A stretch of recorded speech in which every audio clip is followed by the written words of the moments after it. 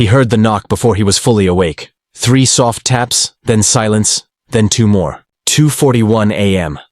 Adam Mercer blinked into the darkness of his small living room, heartbeat still slow from sleep. For a moment he thought he'd dreamed it, one of those strange, half-awake sounds that came from nowhere. But then it came again, this time louder, uneven, almost desperate. His hand instinctively moved toward the drawer where he kept nothing now. The gun had been gone for 4 years, sold the day his wife died, the day he promised himself he would never be that man again. He stood from the couch, careful not to wake his 8-year-old son, Liam, who'd fallen asleep clutching his stuffed dinosaur after insisting they watch one more nature documentary. The glow of the muted TV painted the room in shades of blue as Adam moved quietly to the door. Through the peephole, the world tilted. A woman stood on his porch, shivering in the cold. Brown hair matted to her cheeks. A coat 2 sizes too small pulled tight around her body, and a bruise blooming across her left eye. Deep purple, swelling into black. She glanced over her shoulder as if something in the darkness was breathing behind her. When her gaze returned to the door, her lips moved, pleading silently. Adam's throat tightened. He'd seen this look before, in places he didn't talk about anymore. Places where fear sharpened a person into something brittle. He cracked the door an inch. "Can I help you?" Her breath trembled. "Please. I didn't know where else to go." Her voice was soft, raw, the kind of voice people had when they'd run too long on pure fear. "You don't know me. I know that. But you were the only house with lights on." Adam blinked. He hadn't realized he'd fallen asleep with the lamp still burning. "Ma'am, it's late. Do you need me to call someone?" "No." Her answer came too fast, shaking at the edges. "No police, please." Adam stiffened. Red flag. He opened the door another inch, enough to see the way she held herself. Arms wrapped around her ribs like she was trying to keep from falling apart.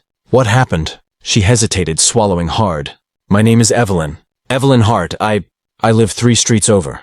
"I don't—" Her voice cracked on the next breath. "My daughter. They have my daughter."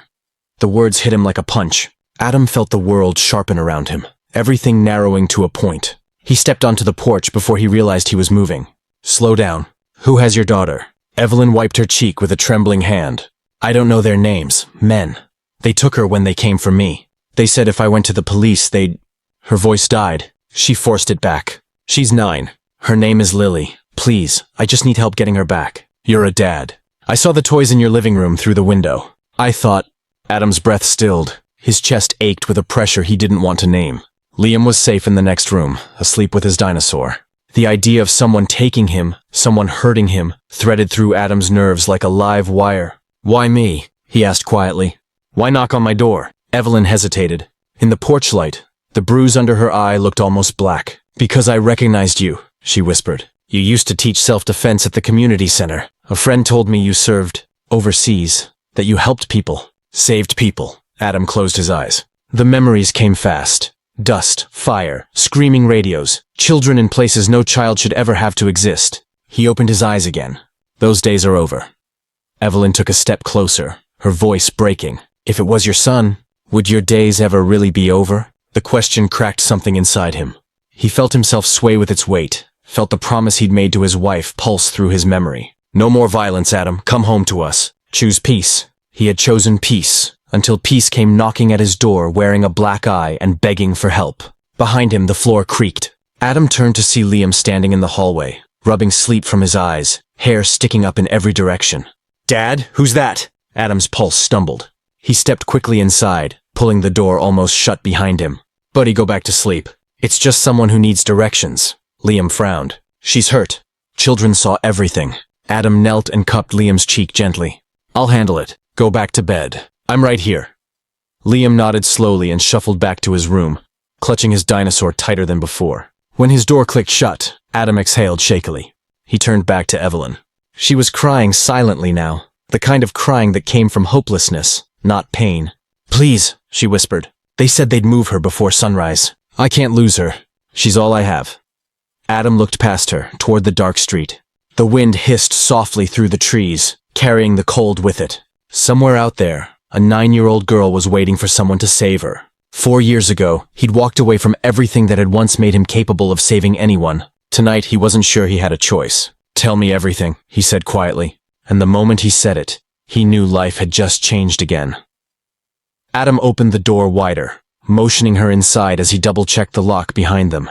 The house felt suddenly smaller, the air heavier, as if danger itself had slipped through the crack in the door with her. Evelyn stepped into the living room like someone afraid to touch anything. Her gaze flicked to the scattered crayons on the coffee table, the folded blanket on the couch, the half-finished glass of water beside the TV. Then her eyes landed on the framed photo of Adam, his late wife Harper, and a much younger Liam at a beach, Harper laughing, Adam holding their son on his shoulders. Evelyn stared at it a beat too long. "I'm sorry," she whispered, wiping her cheeks. "I shouldn't be here. I'm bringing danger to your home, to your boy." "You came because you're out of options," Adam said quietly. "That doesn't make you wrong. It makes you a mother." Evelyn swallowed hard and nodded, shoulders trembling. Adam gestured to the couch, and she sank onto the edge like someone who didn't trust furniture to hold her. Adam sat across from her in the armchair Harper used to love. The space between them was thick with fear and unspoken truths. "Start from the beginning," he said. Evelyn exhaled shakily. "I left Lily's father 2 years ago. Domestic abuse. He drank, he hit, then he cried and promised he'd stop. He never did. I filed charges. He swore he'd ruin me for it. A few months ago, he got mixed up with people, real criminals. Not just angry drunks. Men who run money, drugs, whatever keeps their world spinning." Her fingers twisted in her lap. "He told me he'd make me pay. I didn't take him seriously. I should have." Adam leaned forward. "When did they take your daughter?" "Yesterday," Evelyn whispered, voice breaking. "I came home from my shift at the diner and the door was busted open. Lily was gone. Phone on the floor. Her backpack dumped out. I knew immediately he'd done something. Then he called." She closed her eyes, and tears slid down her bruised cheek. "He said I owed him, that if I wanted Lily back I had to cooperate. And if I went to the police?" Her voice cracked. "He said they'd send me her fingers one at a time." Adam felt something inside him turn cold. "What does he want from you?" "I don't know," she whispered. "He kept saying I had to fix what I broke." But he wasn't alone. There were other voices. Men I didn't recognize. He said I'd know where to go. Then he hung up. Adam studied her, mind turning. "Did you go?" "Yes," she nodded, shaking. "An abandoned auto body shop on the east side. There were 3 men. Not Lily, just them. They told me I had until sunrise to bring them something. They didn't say what." She looked up, eyes wet. I think they don't want money. They want me." Adam felt his stomach twist. He'd seen this story before. In towns overseas, in quiet American suburbs, in places where justice was too slow and monsters worked too fast. And the black eye? One of them hit me when I said I didn't understand what they wanted. I ran when they weren't looking. I didn't know where to go. The police have failed me before. My ex knows people. He knows how to bend things. I can't trust anyone." She hesitated, gaze softening as it moved over Adam's face. "But I remembered you. The way you helped other women at the self-defense class. The way you talked about standing up, not just fighting back." Adam almost flinched. That was another life. A life before Harper collapsed in their kitchen from a sudden aneurysm. Before he tore his teaching posters off the walls and sold every weapon he owned. Because he believed his hands brought nothing but hurt. "I couldn't think of anyone else," Evelyn whispered. "No one else who would understand what it means to lose family." Adam took a slow breath. He rubbed the scars on his knuckles, barely visible lines from a past he'd buried under years of trying to be ordinary. "Where's this shop?" "Riverbend Industrial Park." She handed him a crumpled paper with the address scrawled across it. He recognized it immediately. A row of abandoned warehouses people used for everything from illegal dogfights to drug drops. Trouble lived in those buildings like a permanent resident. Adam checked the hallway. Liam's bedroom door was closed. No sound but his soft breathing. His boy, his whole world. "If I walk into this," Adam said softly, "there's no going back. You understand that?" Evelyn stared at him with a look of desperation so raw it felt like someone had gripped his chest. "I understand something else more." She leaned forward, voice shaking. "If I don't get Lily back tonight, she won't survive sunrise." Adam felt something inside him shift. Slow, quiet. Like an old door opening for the first time in years. He stood. "Wait here." He moved down the hall, past Liam's room, past Harper's picture on the wall. He opened the coat closet and reached under the bottom shelf. His fingers wrapped around a small, dust-covered metal box. He hesitated, heart pounding once, twice, then lifted it out. The lock clicked open with the same code he'd tried to forget. Inside lay the past he'd sworn he'd never touch again. But tonight, a girl needed saving, and some promises could be broken if they meant keeping others. Adam closed the box and whispered, "I'll bring her home." When he returned to the living room, Evelyn looked at him like he was a lifeline. "We leave in 10 minutes, Adam said, "and you're going to tell me every detail you can remember." Outside, the wind howled against the windows as though warning him, but Adam Mercer had already chosen. Adam moved through the quiet house with a purpose he hadn't felt in years, gathering what little he still owned that might help. Flashlight, gloves, his old tactical boots from the garage, a worn jacket thick enough to hide whatever he needed to conceal. Every step felt like slipping into a skin he'd shed long ago. It frightened him how easily it fit again. In the living room, Evelyn watched with wide, frightened eyes, her hands twisting in her lap. She looked both hopeful and terrified of what her plea had awakened in him. Adam tucked the metal box under his arm, the weight of it unfamiliar after so long. He didn't open it yet. Opening it would make the past too real. "You said 3 men?" he asked quietly. "That you saw?" Evelyn nodded. "Yes, but I think more were there earlier. I heard voices in the back. Maybe 2 more? I'm not sure." "Their vehicle?" "A black van," she whispered, windows covered. The paint was chipped on the left side. "I noticed because Lily likes to point out colors like that." Her voice cracked again. Adam nodded, absorbing everything. He slipped the metal box into his jacket as he looked at her. "One last question before we go," he said. "Do they know you escaped?" "I don't think so.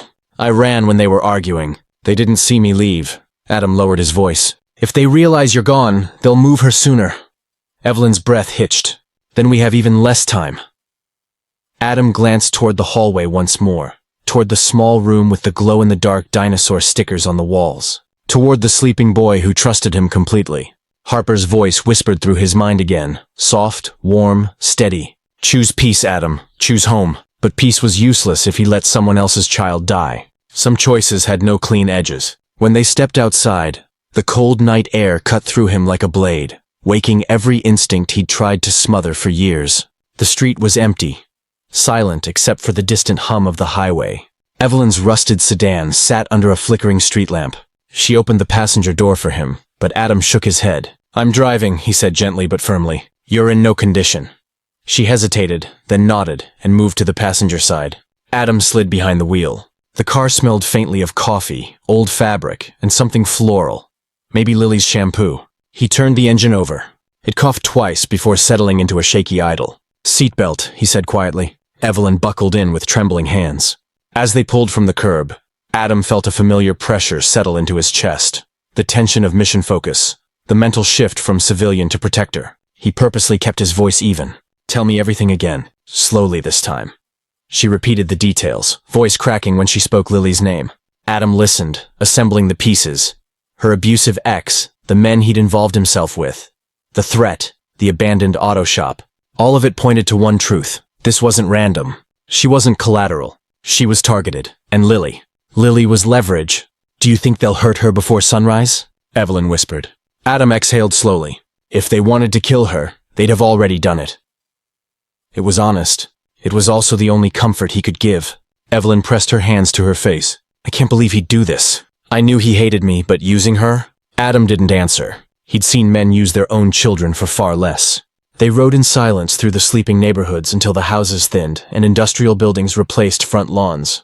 Riverbend Industrial Park rose ahead, rows of old warehouses, metal siding rusted at the edges, windows boarded or broken. The kind of place no one drove through unless they had business in the shadows.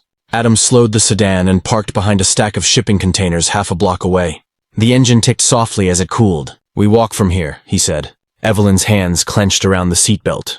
"Walk? We can't drive right up to them. They'll hear us coming. They'll have someone watching the road." Her breath trembled. "You've done this before."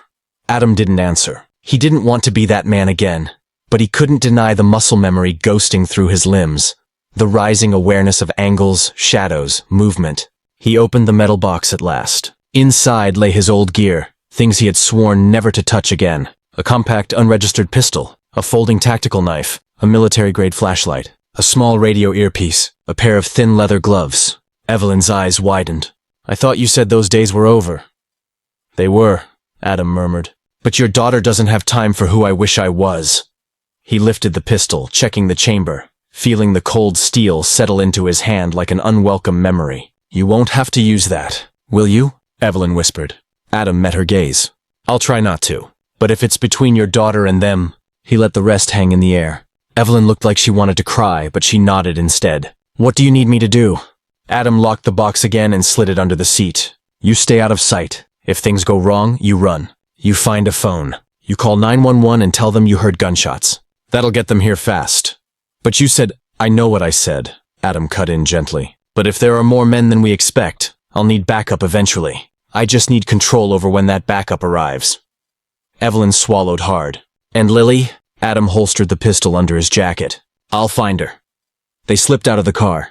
The night felt colder than before, the silence thicker. Evelyn stayed behind as Adam moved toward the warehouse shadows, each step steady, controlled, deliberate, like he'd never stopped being the man he once was. Every instinct sharpened as he approached, listening for footsteps, watching for glints of metal, scanning for movement. Somewhere inside that maze of rust and concrete, a little girl was waiting. Adam's pulse slowed into a steady, focused rhythm. The mission had begun. Adam hugged the shadows as he approached the edge of the warehouse cluster. The air smelled of rust, oil, and old rain. Stagnant and heavy, like the entire industrial park had been forgotten by time. A single flickering streetlight buzzed above him, throwing a jittery cone of light across cracked pavement. He slipped beyond it, letting darkness swallow him whole. His footsteps were silent, his breathing slow and measured. The old training slid back into his muscles, not with the rush of adrenaline, but with the cold precision of memory. He scanned for lookouts, corners, rooftops, alleys. Nothing moved. Too quiet. Either these men were stupid, or they were confident no one would come for the girl. He hoped it was the former. He reached the rusted chain-link fence that wrapped around the auto shop. A section near the back sagged inward, pulled loose from its post, just wide enough for someone to slip through. Exactly the kind of escape route a panicked woman would have used. Evelyn had told the truth about that part. Adam ducked through, boots whispering against the dirt. The auto shop loomed ahead, windows boarded, roof sagging, graffiti curling across the metal siding. But the faintest glow leaked from a high window. Yellow, artificial, someone inside. He crouched behind a stack of tires and listened. A laugh, male, low, careless. Another voice followed, irritated, impatient. She should have been back by now. Relax, she'll come. She knows what happens if she doesn't. A third man chuckled. And if she doesn't care, then the kid pays. They always come running when the kid screams. Adam's jaw tightened. He felt the anger rising, slow and steady like water heating on a stove. But anger was useless now. Controlled thinking kept people alive. He peered around the tires. One man smoked by the door, pacing lazily with a pistol tucked into his waistband. Another leaned against a broken car lift inside, visible through a gap in the boards. A third voice echoed from deeper in the building. 3 confirmed. Maybe more. Adam slid along the side of the building until he reached the back entrance. The door hung crookedly on its hinges, as though kicked in long ago. He slipped inside, easing the metal just enough to prevent a squeak. The interior was worse than he expected. Oil-stained floors, tools scattered like abandoned artifacts, broken machinery hulking in the shadows. Somewhere above, water dripped in a slow, rhythmic pattern. It was almost peaceful, if not for the tension crawling up the back of his neck. Then he heard it, a muffled whimper, a child, from the far end of the shop. Lily. Adam moved toward the sound, every step calculated. He passed a workbench covered in greasy rags, a shattered mirror reflecting a sliver of moonlight, and a row of rusted lockers. He paused at a metal door with a sliding lock. The whimper came again, close. Adam leaned in. Lily? He whispered. Silence. Then a small voice, barely audible, shaking. Mom? No. Adam whispered quickly. My name is Adam. Your mom sent me. I'm going to get you out. A soft gasp. Are you real? Adam's chest tightened. Yes, I'm real. He slid the lock carefully. It clicked louder than he wanted, echoing down the hall. He froze. Voices from the front, someone shifting, someone asking, what was that? No time. Adam opened the door. A little girl curled in the corner, arms wrapped around her knees, eyes wide and terrified. Blonder hair tangled, face streaked with dirt and dried tears. She flinched when Adam knelt beside her. It's okay, he murmured. I've got you. She hesitated, then reached out a trembling hand. He lifted her gently. Can you walk? She nodded, though her legs shook. He guided her to the door, pulling her behind a stack of boxes. Footsteps approached from the front, 2 men moving closer. Go, Adam whispered. Through the back, quiet as you can. There's a car outside with your mom waiting. But what about you? Lily's voice cracked. Adam forced a small smile. I'll be right behind you. She nodded and ran. Quiet but fast, toward the back exit. Adam exhaled once, steadying himself. He stepped out from behind the boxes just as two men turned down the hallway. What the? Adam moved before they finished the sentence. He slammed the first man into the wall, knocking the pistol from his hand. The second reached for his weapon, but Adam kicked it away and drove his elbow into the man's jaw. They grappled, crashing into the lockers with a metallic clang. The first man recovered enough to swing. Adam ducked, grabbed his collar, and used the man's momentum to throw him into the concrete. Bone cracked. The second lunged from behind, arm snaking around Adam's neck. Adam twisted, slammed him backward, into the lockers, then drove his fist into the ribs, twice, 3 times, until the man dropped, gasping, but shouting erupted from the front of the shop. "She's gone! The brat's gone! Somebody's in here!" Adam grabbed the fallen man's pistol. Footsteps thundered. More than he expected. Maybe 5, maybe 6. This was bad. He sprinted toward the back exit. The metal door burst open in front of him, and a figure stepped inside. Adam skidded to a stop. A man blocked the exit, holding a knife and breathing hard. He smirked. "You're Mercer, aren't you? The hero, the guy who ran from his old life. Didn't think we'd be seeing you again." Adam's blood went cold. "You know who I am?" "Oh yeah," the man sneered, "and we've been waiting." That split second of recognition told Adam everything he needed to know. This wasn't random. This wasn't just about Evelyn's ex. This was something bigger, something aimed at him, and now he was trapped. The man blocking the exit stepped forward slowly, knife glinting under the faint yellow haze leaking in from the streetlights. His confidence wasn't the sloppy, drunken kind Adam had seen in abusers. This man moved like someone who understood the weight of a blade. Balanced, purposeful, a professional.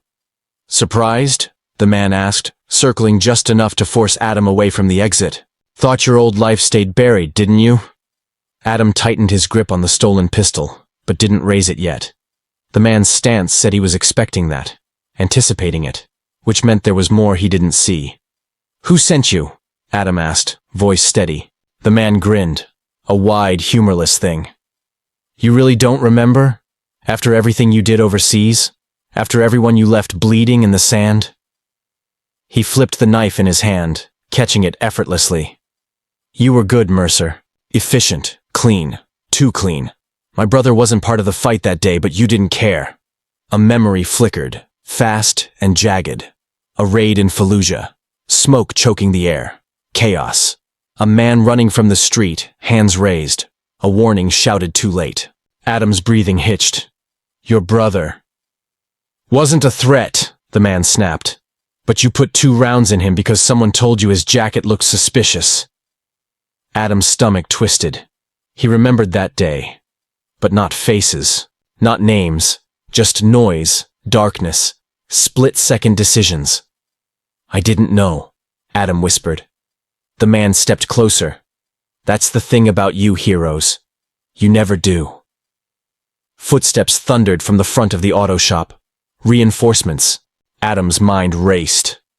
Lily was outside, running to Evelyn. They needed time, just minutes, seconds. The man lifted the knife. Orders were simple. Wait until the girl's mother came crawling to you. Let her drag you here, then end you, slowly. "They used a child," Adam said, voice chilling. "To get to me." "Oh, we didn't touch the kid," the man said. "Scaring her was easy. Grabbing her was easier. But hurting her? No point. You'd come faster if she was alive." Adam's grip tightened. If he fired, the sound would draw every man in the building. If he didn't fire, the knife would reach him first. The man lunged. Adam sidestepped, grabbed his wrist, twisted hard. The knife clattered, but the man slammed his shoulder into Adam's ribs, driving him against the wall. Pain exploded through Adam's side, but he managed to trap the man's arm, wrenching it backward until the joint cracked. The man screamed. Adam shoved him, sending him sprawling. Voices shouted nearby. Flashlights cut through the dark. "Back room! I heard him!" Adam bolted for the exit. The knife wielder scrambled up, grabbing Adam's leg. Adam kicked him away, grabbed the metal doorframe, and hauled himself outside into the cold night. Shouts erupted behind him. "He's out! Go! Go!" Adam sprinted toward the shipping containers where Evelyn was supposed to wait. He rounded the corner, just as Evelyn appeared, dragging Lily with her. Her face was pale, eyes wide with panic. Adam! Run! He barked. To the car! Evelyn didn't hesitate. She scooped Lily into her arms and ran. Adam followed, but shapes spilled out of the alley. 3 men armed, closing fast. One raised a gun and fired. Adam dove behind a dumpster, metal sparking near his head as bullets ricocheted. Go! He shouted again, hoping Evelyn heard him. He popped up, returned 2 quick shots, forcing the men to scatter. He pushed off the dumpster, sprinting after Evelyn. She was half a block away now, struggling with Lily's weight but refusing to stop. Adam's lungs burned. His ribs throbbed from the earlier hit. Behind him, the men regrouped. He's heading for the street. Don't let him reach the car. Adam turned the corner toward the storage containers, just in time to see Evelyn's sedan roar to life. She'd made it. She'd actually made it. Her terrified face flashed through the windshield as she slammed the accelerator. Behind her, the warehouse door burst open. 5 men stormed out. One of them, a tall, heavy-set guy in a leather jacket, pointed directly at Adam. Him! Don't let him leave here alive! Adam didn't wait. He sprinted across the pavement, weaving between the containers, adrenaline pushing him forward even as pain clawed through the side of his ribs. The men fired. Bullets sparked at his heels. A round grazed his shoulder, spinning him slightly. But he kept running. He reached the far edge of the industrial yard and vaulted the fence, landing hard on the other side. His knee buckled but held. He staggered behind a stack of rusted barrels as more gunfire erupted. Fan out, a voice shouted. He's hurt. He won't get far. They were wrong. He could get far enough. He had to. Adam forced himself upright and took off down a narrow service road. He didn't dare go straight back to the car. He couldn't lead them to Evelyn and Lily. Not when he knew now this wasn't just a desperate rescue mission. This was a trap, a vendetta, a hunt. And he was the prey they'd been waiting years to flush out. He cut across a gravel field, doubling back twice, slipping between construction equipment, staying low until the shouting behind him faded into frustration. Only then did he let himself stop behind an abandoned trailer. Bent over, gasping, he felt blood soaking through his shirt, warm, sticky, spreading too fast. He pressed a hand to the wound and hissed at the pain. Footsteps crunched somewhere behind him. Adam froze. You can't hide forever, Mercer, a voice called out. We know who you are. We know where you live. Adam's blood ran cold. They knew where he lived, where Liam slept. The realization hit him with more force than the bullet grazing his shoulder. This wasn't over. It wasn't even close. They wanted him. They'd come for him. And now his son was in danger. Adam's breath shook as he whispered the only thought that mattered. I have to get home. Adam pressed harder against the wound in his shoulder, gritting his teeth as the pain surged hot and sharp. The blood was steady but not arterial. Painful, dangerous, but survivable. He forced a slow breath, steadying his pulse. He didn't have time to fall apart. Not when the world had just tilted beneath him. They knew where he lived. The men back there, the ones who'd used Lily as bait, knew exactly who he was and where to find him, which meant Liam wasn't safe. Not tonight. Maybe not ever. Adam pushed himself upright, the cold air burning his lungs as he moved. Ahead, the industrial park stretched out in jagged darkness, metal silhouettes and broken fences lit by moonlight. He kept low, slipping through gaps in the debris until he reached a service road that opened toward the city. The main streets were too exposed. He stuck to alleys, weaving between abandoned lots and loading docks until the industrial park was a distant shadow behind him. His breath stung in his throat, each inhale colder than the last. His shoulder throbbed with every movement, a deep ache pulsing down his arm. He ignored it. Pain could wait. His son couldn't. When he reached a residential stretch, he approached from the side streets, careful to avoid any headlights or late-night dog walkers. Evelyn had driven off in one direction. Adam took the opposite, not wanting to lead anyone back to her if they were still watching. He moved fast, checking his surroundings every few steps. A rustle behind a trash bin, a passing delivery truck, the distant hum of a train. Normal sounds. He scanned for anything else. Footsteps, engines pacing him, shadows that moved wrong. Nothing yet. He reached a small commercial district. Closed shops, empty sidewalks, the glow of a 24-hour laundromat flickering pink across the pavement. He ducked behind it and pulled his phone from his pocket. The screen was cracked, smudged with dirt and blood. He checked for missed calls. None. He hesitated only a moment before dialing Evelyn. It rang once, twice, then her panicked voice burst in. Adam, are you alive? Where are you? He asked. Are you safe? I'm driving, she said breathlessly. I'm headed out of town.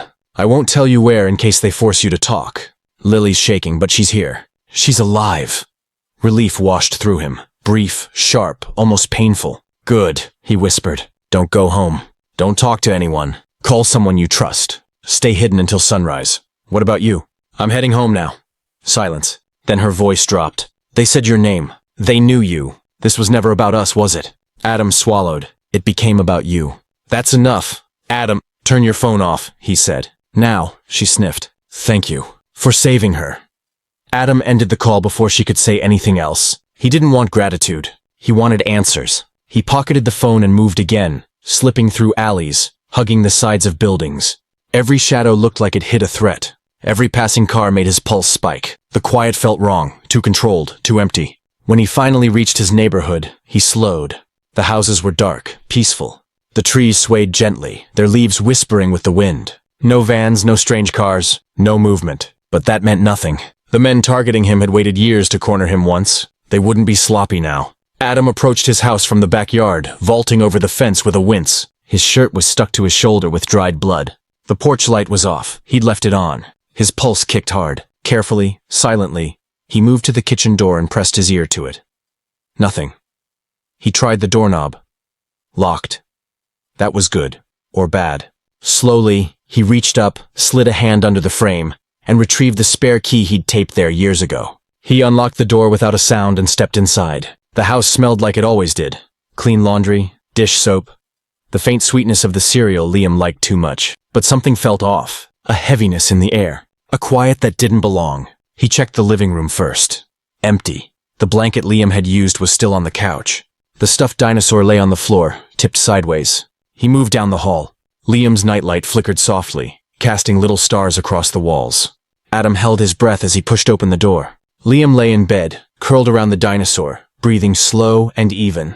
Relief nearly brought Adam to his knees. He leaned on the doorframe for balance, the throbbing in his shoulder intensifying. A creak sounded from behind him.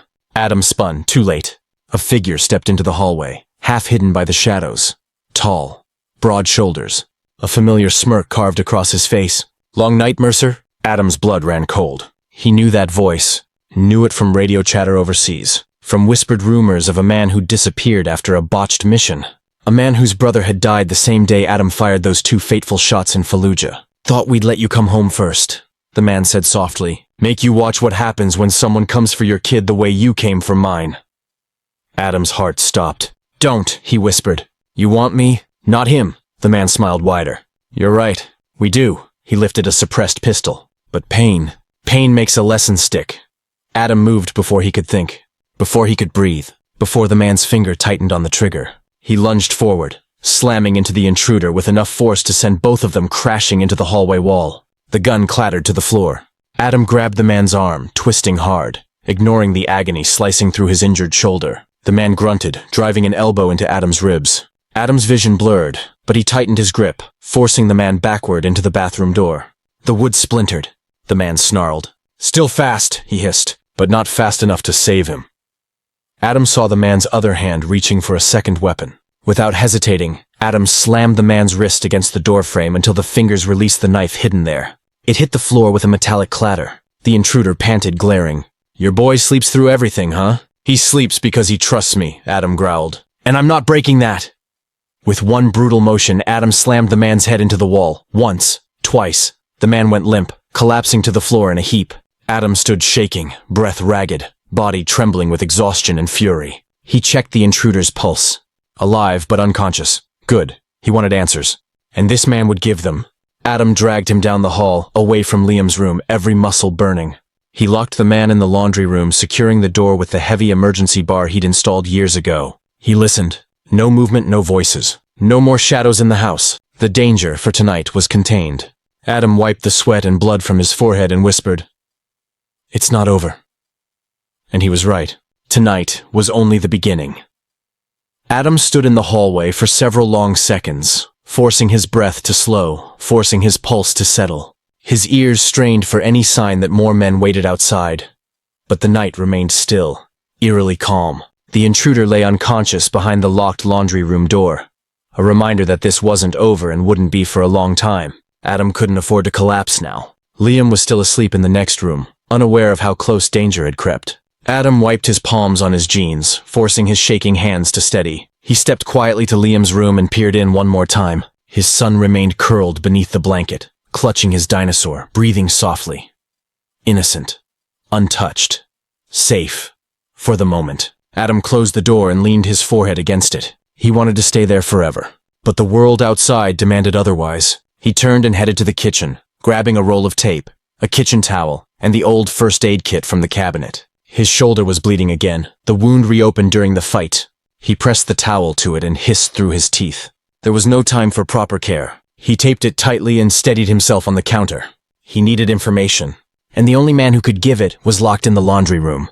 Adam took a breath, then another. He walked to the laundry room, unlatched the emergency bar silently, and pushed the door open just enough to slip inside. The intruder was slumped against the dryer, wrists tied behind him with Liam's jump rope. His head hung forward, blood trickling from a cut on his temple. Adam squatted in front of him and slapped his cheek lightly. The man groaned, eyelids fluttering.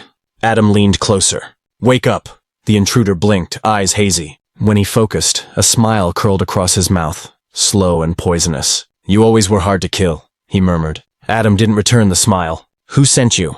The man shook his head faintly. "You know who?" "I want his name." "You already said it." Adam's jaw tightened. "Your brother died in a crossfire. It was a mistake." The intruder's lip curled. "A mistake you never paid for. So what? You decided to take my son? Hurt an innocent child for revenge?" The man chuckled darkly, a rasping sound that grated across Adam's nerves. "You killed my blood. You erased my family. Why shouldn't I take yours?" Adam's voice dropped into a low, deadly calm. "Because you won't leave this house alive if you try." The man smirked again. "We don't need to take him tonight. We know where you live now, where he sleeps, where he plays. We can wait." Adam's stomach twisted with cold dread. "Who is we? The ones who lost brothers because of men like you?" The intruder hissed. "Men who kick in doors and shoot shadows, then go home and pretend they're heroes." Adam's pulse hammered, but he forced his voice steady. "Someone hired you." "Not hired," the man corrected. "Aligned." He leaned his head back against the dryer with a smirk. "You think we only targeted Evelyn because of her ex? Cute. Her ex owed us money. We offered forgiveness for one favor. Lure you out. Bring you into the open.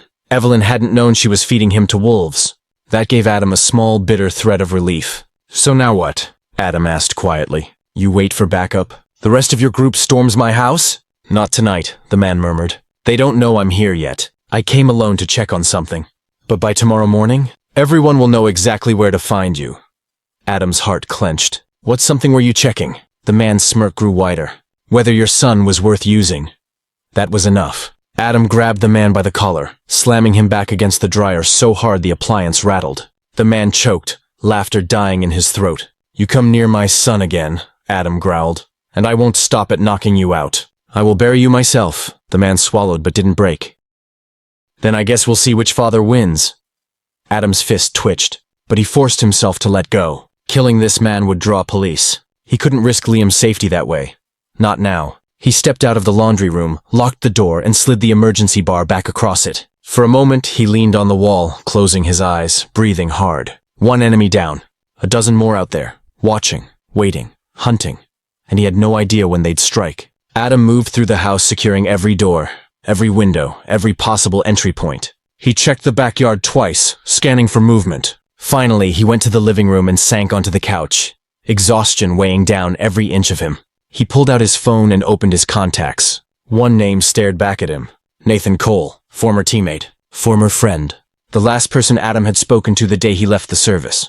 He hadn't called him since Harper's death. Not once. Nathan had tried reaching out. Adam never responded. But tonight, he needed help. Help from someone who understood the battlefield closing in on his home. He pressed Nathan's name.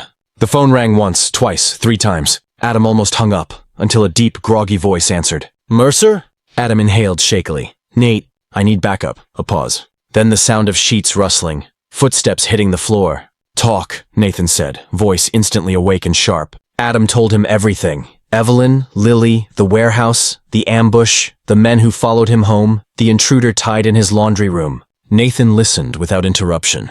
When Adam finished, there was a long silence. Then Nathan spoke in a tone Adam hadn't heard in years. "I'm coming," he said. "Don't open your doors for anyone.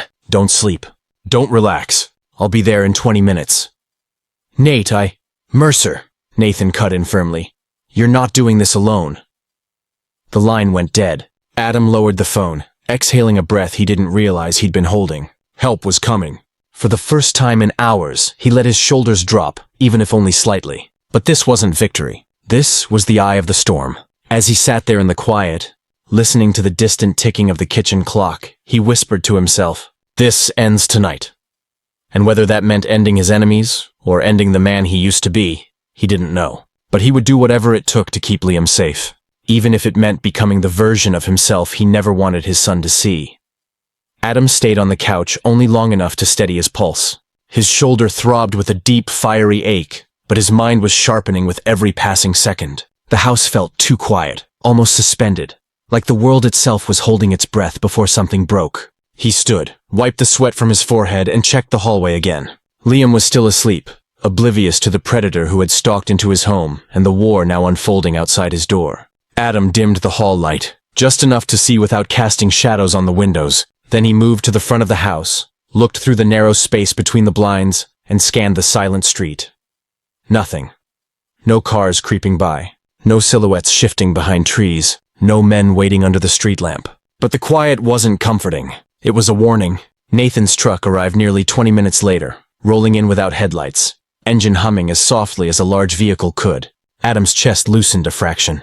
Nathan Cole stepped out, a broad, steady man with shoulders built from years of carrying more than his share of weight. His beard was thicker than the last time Adam had seen him, but his eyes were the same, sharp, evaluating, ready. Adam opened the door before Nathan could knock. "Inside," Adam whispered. Nathan entered with the calm of someone who'd walked into danger so many times his heartbeat barely changed. He shut the door quietly and scanned the room. "Where is he?" "Laundry room," Adam murmured. "Tied up." Nathan nodded once. "Good. Means he's worth talking to." Adam hesitated. "He said they're coming. Tomorrow. Or sooner." Nathan's jaw tightened. "Then we don't wait." He set a duffel bag on the kitchen table and unzipped it. Adam saw glimpses. Gear, tactical gloves, zip ties, a small encrypted radio, 2 flashlights, and something wrapped in cloth. Nathan worked quickly but spoke softly. "You said they used the woman to lure you. That means someone's coordinating this. Someone with patience. Revenge," Adam muttered. "For what happened overseas." "We both made enemies overseas," Nathan said. "But this is personal." Adam rubbed his forehead. He mentioned his brother, Fallujah. Nathan paused, eyes lifting. "Fallujah. The night they said you fired too early? When Intel screwed the target ID?" Adam flinched. "I don't know. Maybe. It was chaos." "You were cleared," Nathan reminded. "You know that." "Tell that to his family," Adam whispered. Silence fell between them, heavy and real. Nathan zipped the duffel shut again. "Where's Liam?" "Asleep," Nathan nodded. "Good. Keep it that way." They moved into the laundry room together. The intruder was awake now, head lifted, eyes burning beneath swollen lids. He smirked when he saw Nathan. "Brought reinforcements?" "Cute." Nathan crouched. "Listen carefully," he said quietly. "You came into a soldier's home. You threatened a child. You won't walk out of this room unless you talk. Fast." The man chuckled dryly. "You can't touch me. You'll go to prison. Your kid will grow up alone." Nathan smiled. A cold, patient smile. "You don't understand. We don't need to touch you. We just need to know how many are coming." Adam stepped forward. "Your people plan to hit this house tomorrow. How many?" The intruder spat blood onto the floor. "Enough that you won't stop them." Nathan sighed, stood, and turned to Adam. "He's just a soldier. We need the one pulling the strings." Adam stared at the man. "Where's your leader now?" The intruder's smile wavered. "Just slightly. And that was enough." Nathan leaned closer, voice almost kind. "He's already close, isn't he?" The man swallowed hard. His silence was confirmation. Nathan stood. "We move the kid, now." Adam stiffened. "Where?" "My sister's place," Nathan said. "Far from here. No one knows her. No trail." The very idea twisted Adam's gut. "I'm not leaving him." "Not leave him," Nathan said softly. "Move him. Just until dawn." Adam hesitated. But the memory of that man standing in Liam's hallway hit him like a punch. "Okay," he whispered. "Okay." They moved fast. Adam woke Liam gently, telling him it was a surprise sleepover. Nathan carried the duffel, Adam carried his son, and together they slipped into the night. No one followed.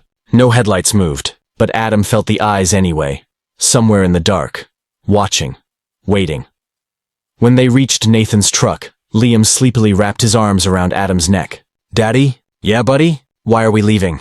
Adam kissed his hair. "Because I promised to keep you safe," he whispered. "And I always will." Dawn broke faintly over the horizon as they drove away from the house. Adam watching the reflection in the side mirror, knowing the fight would follow. But for the first time he wasn't alone. And for the first time he wasn't running. He was preparing.